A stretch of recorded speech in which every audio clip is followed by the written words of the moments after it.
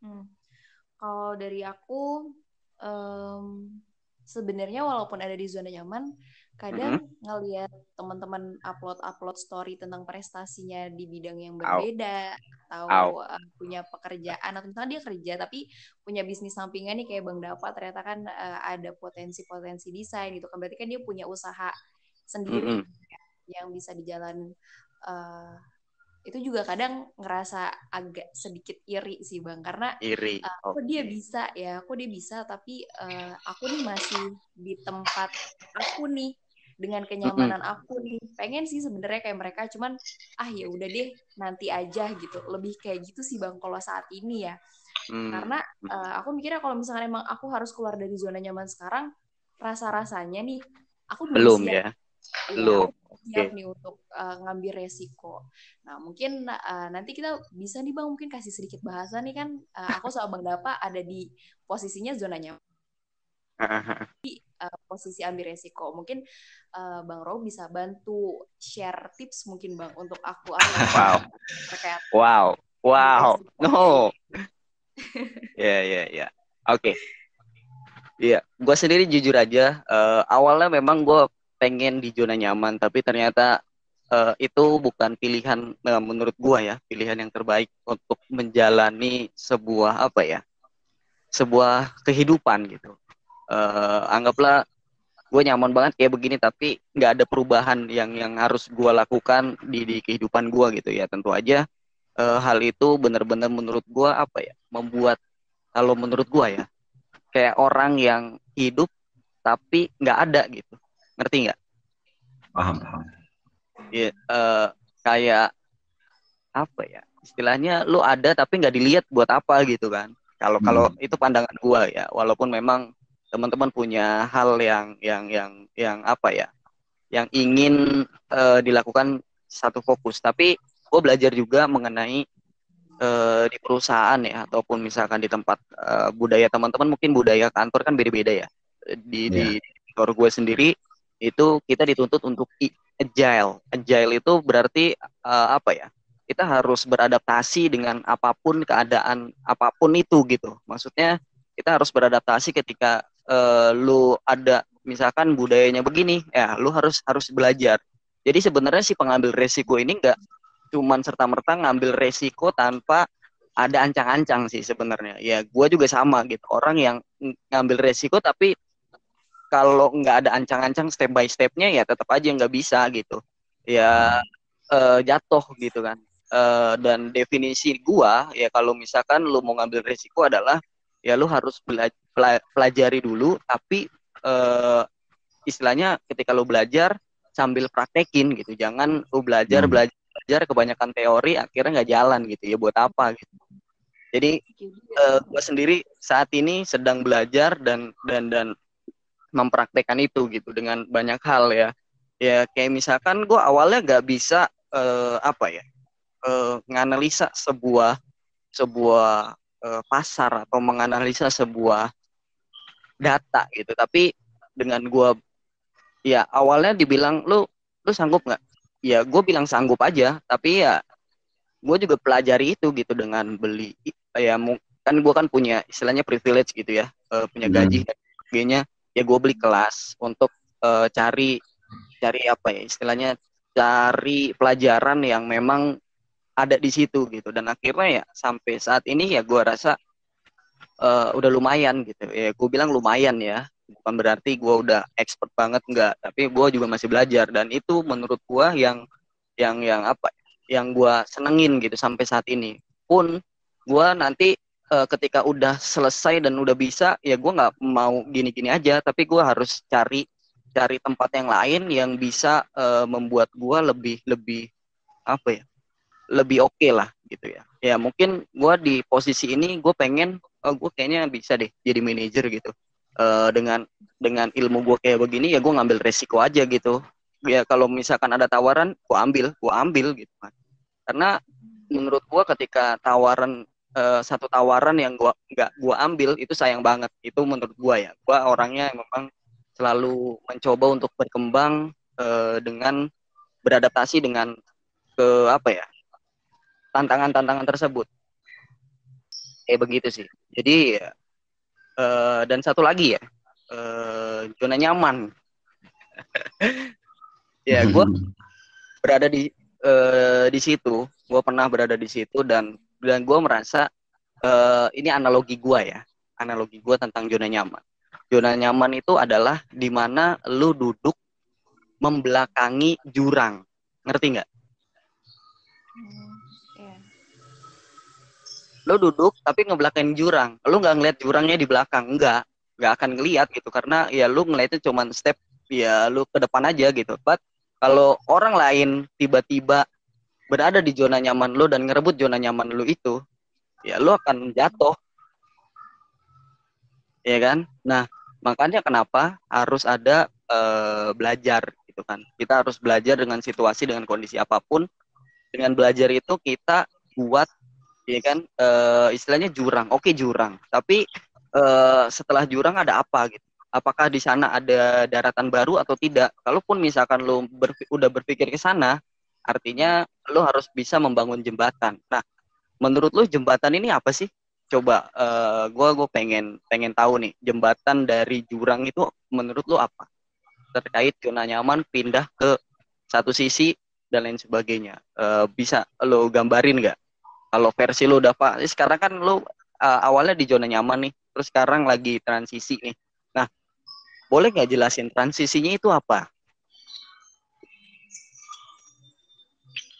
Transisi gua. Mm-mm. Ya, eh gua apa ya? Beberapa bulan ke belakang ini kan di rumah aja gitu kan, kegiatan gua berkaitannya di dalam dunia maya kan. Oke. Kayak berkonten, jualan dan lain-lain itu kan lewat dunia maya. Nah, saya sekarang kan udah dapet, alhamdulillah udah dapet part time di daerah Depok. Wow. Nggak nyangka ya saya balik lagi ke Depok. Oke. Banyak cerita ya Bang di Depok. Iya. Dan ini saya harus apa? Yang dulunya saya punya rutinitas kayak tiap pagi berkonten, sore jogging, ya kan, malam menghibur diri. Mm-mm. Saya harus adaptasi dengan lingkungan baru, situasi baru, dan ya zona gitu. Jadi rutinitas gua yang tadi saya jelaskan, apa, beraktivitas di pagi hari, jogging di sore hari, menghibur diri di malam hari, itu bakal terganggu banget. Dan jujur saya merasakan stres di situ. Oke. Itu tapi yang seperti saya bilang ya, eh, jangan terlalu lama kita berada di zona nyaman, pasti nggak bakal berkembang, nggak bakal berubah kitanya. Maka dari itu, dengan cara kayak gini kan saya bisa belajar beradaptasi lagi kan setelah sekian lama gitu, dan mencoba hal-hal baru. Siapa tahu saya bisa melakukan aktivitas baru di waktu yang baru, ya kan, punya rutinitas dan mungkin jadi zona nyaman yang baru gitu. Yep. Seperti itu. Yep. Ya, menarik ya. Nah, itu jembatannya Dava ya. Itu lu Iya. lagi buat jembatannya gitu ya, walaupun memang belum apa ya, istilahnya belum klek gitu ya, atau istilahnya Iya, belum klop gitu dengan diri lu ya, yang awalnya betul diri lu betul. cuma berhubungan dengan laptop gitu kan, desain Iya. terus sebagainya, tiba-tiba harus ketemu orang, beraktivitas sama orang, itu adalah Nah, dunia baru gitu kan ya. iya, tantangan baru. Dan seperti saya bilang, bagi saya kalau mengambil resiko tuh setidaknya harus berkalkulasi, dan inilah saya berada di tahap kalkulasi ini, lagi mikirin apakah Oke. langkah ini udah benar, kalau salah langkah apa yang harus saya lakukan gitu. Oke. Oke. Nah, kalau Ais sendiri, menurut Ais apa sih jembatan Ais saat ini gitu? Dari zona nyaman pengen pindah, ya misalkan mau pindah nih, dan jembatan apa sih yang lu pengen gitu Oke. untuk menuju Eh, ke terus lanjut. Oke. Awalnya nih aku agak sedikit tidak kepikiran ya bang. Maksudnya nggak mau antar dulu deh mau pindah dari zona nyaman ini. Tapi setelah dengar cerita Bang Dapa nih aku jadi agak sedikit terpantik nih bang. Oke. Jadi kayak, oh jangan-jangan aku juga udah harus merencanakan nih keluar dari zona nyaman aku gitu bang. Oke.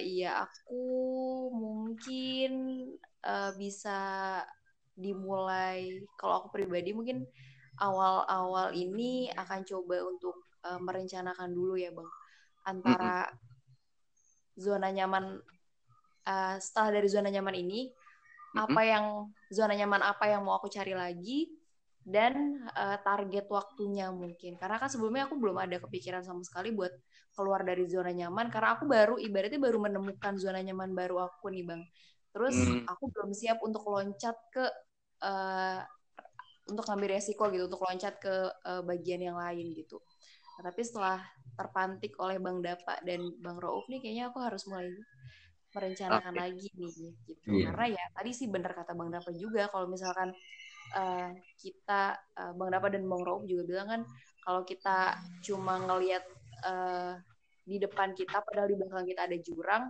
ya kita kalau gak mau nengok ke belakang ya tetap aja kita nggak bakal tahu ada jurang di situ dan kalau suatu saat tiba-tiba ada perubahan kondisi kayak misalkan kayak waktu itu kita pernah tiba-tiba ada pandemi yang nggak ada Hmm. satupun yang merencanakan atau memperkirakan bakal ada pandemi sehebat itu dampaknya.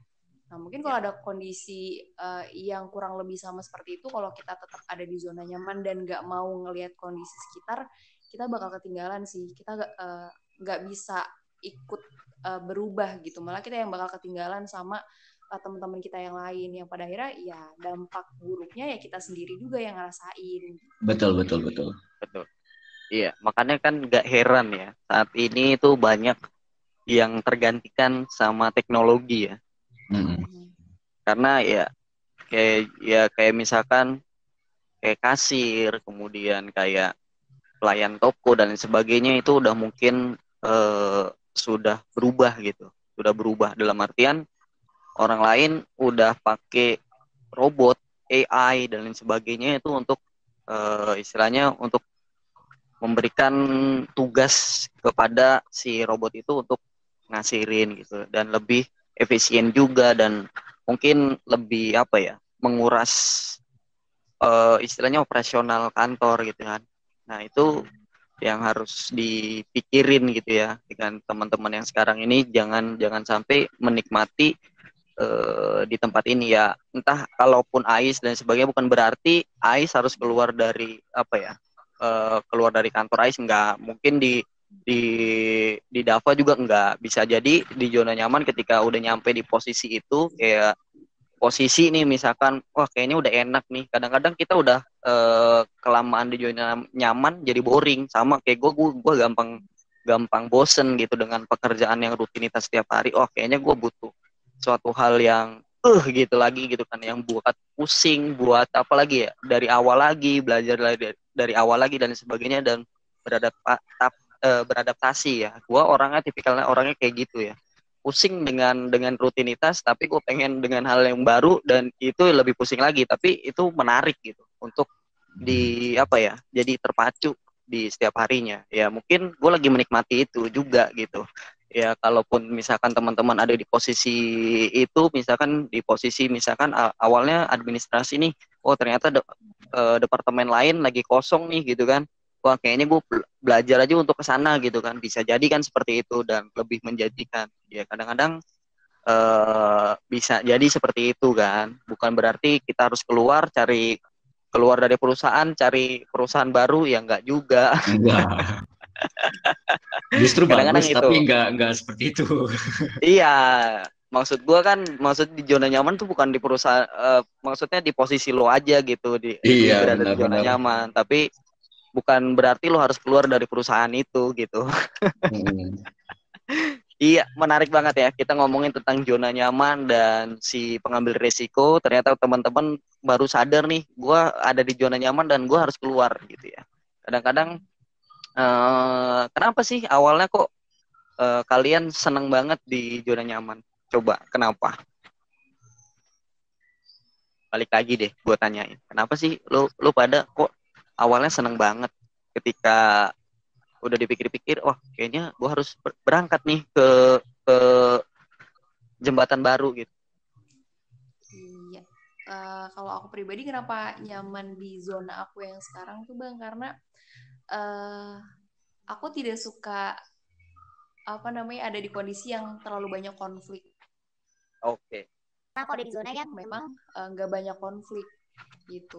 Jadi ya kita bisa saling support di lingkungan kita, dan itu memang sesuatu yang aku inginkan gitu tuh Bang. Jadi kayak udah ketemu nih apa yang aku pengenin gitu, dan aku dapet apa yang aku pengenin. Dan aku nyaman jadinya karena aku udah dapetin itu. Selain itu juga tadi aku udah kadang ngerasa bosan dan capek untuk adaptasi lagi dari awal, belajar lagi dari awal gitu. Karena rasanya aku udah capek-capek nih kemarin belajar tentang ini sampai bener-bener tekun, dan aku udah cinta banget sama apa yang aku pelajarin. Terus tiba-tiba aku harus belajar lagi dari awal hal-hal yang baru gitu. Itu kadang bikin kita ngerasa capek, karena kan kalau belajar tuh kadang nggak selalu susahnya, susah dipahamin, atau mungkin lingkungan yang kurang support atau seperti apa gitu. Mungkin khawatir untuk memulai hal barunya ya karena ada ketakutan-ketakutan dari diri kita juga yang bikin kita akhirnya ya nggak mau keluar dari zona nyaman dan nyaman dengan apa yang udah kita punya sekarang gitu. Tapi kadang itu dibungkus dengan kata ya udah syukuri aja yang sekarang kita punya gitu. Padahal ya walaupun benar sih disyukurin, tapi bukan berarti rasa syukur itu cuma cukup buat diri kita gitu. Kalau misalkan emang bisa diimprove, ya harusnya memang diimprove gitu kan. Itu juga bentuk rasa syukur kita dengan cara meningkatin terus apa yang kita punya. Selagi bisa ditingkatkan, ya kenapa tidak untuk ditingkatkan. Oke. Iya. Kalau dari Dava sendiri, Dav, zona nyaman. Kenapa lu suka banget awalnya dengan zona nyamannya lu?